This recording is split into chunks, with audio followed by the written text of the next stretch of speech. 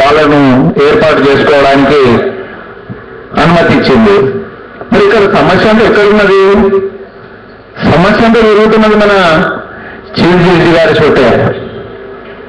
వారి రిపోర్ట్ కోసమే ఈరోజు అందరూ వెయిట్ చేస్తున్నారు. అందరూ వెయిట్ చేస్తుంటే అందరినీ ఆయన పరీక్ష చేస్తున్నట్లే ఉన్నది. దీని వెనుక ఉన్నటువంటి కారణాలు ఇంతకుముందు మన మిత్రులు చెప్పినట్టుగా అక్కడ ఇద్దరు నాయుళ్ళు, వాళ్ళ తరఫున ఉన్నటువంటి సుప్రీంకోర్టు జడ్జిల ఒత్తిళ్లు మన చీఫ్ జడ్జి గారి మీద పనిచేస్తూ ఉన్నాయి.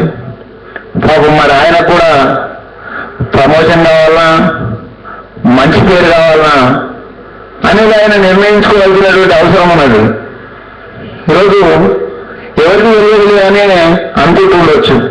ప్రజాస్వామ్యంలో అన్ని కూడా ట్రాన్స్పరెంట్గా జరగాల్సినటువంటి అవసరం ఉన్నది.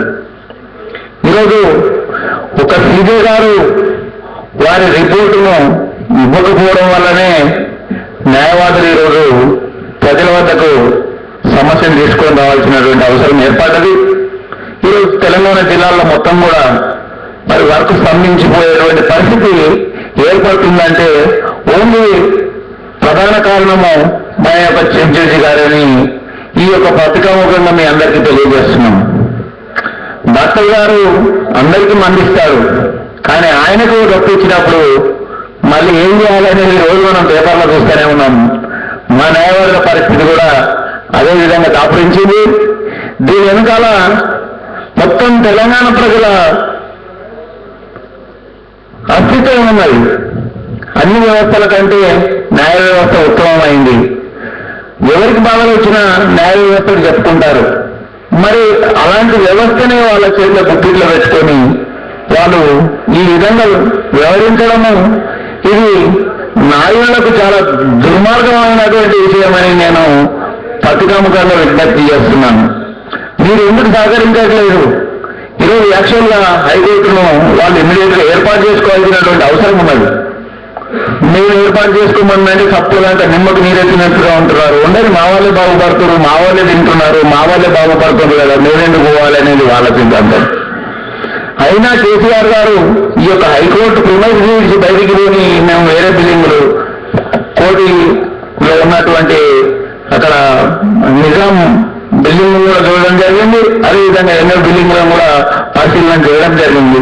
మేము ముందుకు వచ్చాం బాబు, మాది మేము ఏర్పాటు చేసుకొని ఏ గుడిసెలైనా ఈ హైకోర్టు నిర్వహించుకుంటామన్నా కానీ మరి ఇంత మండిగా వివరిస్తున్నటువంటి చీఫ్ జడ్జి గారు ఈ తెలంగాణ ఉద్యమం మళ్ళీ న్యాయవాదులతో ప్రజల్లోకి వెళ్ళకముందే మీరు ఈ యొక్క రిపోర్టును కేంద్రానికి ఇచ్చి మరి కేంద్ర రాష్ట్ర ప్రభుత్వాలకు సహకరించాలని ఈ పత్రికాముఖంగా నేను విజ్ఞప్తి చేస్తున్నాను.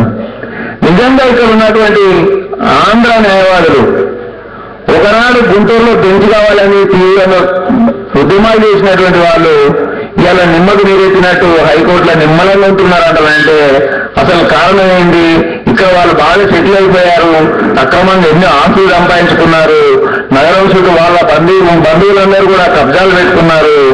ఇవన్నిటిని ఇచ్చి వాళ్ళు మళ్ళీ అక్కడ పోతే మా పరిస్థితి ఏంటి అనేటువంటిది వాళ్ళకి ఒక రకంగా మెరుస్తా ఉన్నది. నిజంగా అక్కడ బెంచేసి పోతే దీన ప్రజలకు న్యాయం జరుగుతుంది.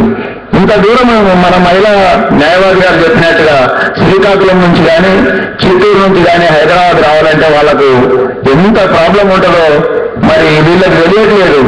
మాకు మాత్రం ఇక్కడ హైదరాబాద్లో మంచిగా ఉంది అనుకుంటున్నారు. ఒక 4 కొట్లాడిన వాళ్ళు ఈ రుచి తెలంగాణ గడ్డిపేట నీళ్ళకు అలవాటయ్యి హైదరాబాద్ వాతావరణానికి అలవాటయ్యి వాళ్ళు ఇక్కడ వదలడానికి సిద్ధంగా లేరు. కాబట్టి ఇవన్నిటినీ మరి వీళ్ళందరూ కూడా ఇన్ఫ్లుయెన్స్ చేస్తున్నటువంటి సమయంలో మన చీఫ్ జడ్జి గారు నిజంగా ఒక అపవాదు ఆయనకు వస్తున్నది. దీన్ని గ్రహించాల్సినటువంటి అవసరం ఉన్నదని ఈ పత్రికాముఖంగా తెలియజేస్తూ నాకు ఇచ్చినటువంటి అవకాశానికి ధన్యవాదాలు తెలియజేస్తున్నాను.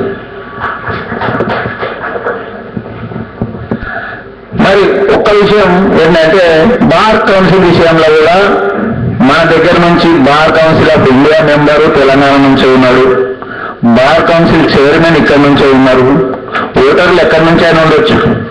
ఈ సభాముఖంగా వాళ్ళకు కూడా మేము మనవి చేస్తున్నాం, మీరు రిజైన్ చేయండి. తెలంగాణ న్యాయవాదులు ఈరోజు ఆంధ్రప్రదేశ్ భారత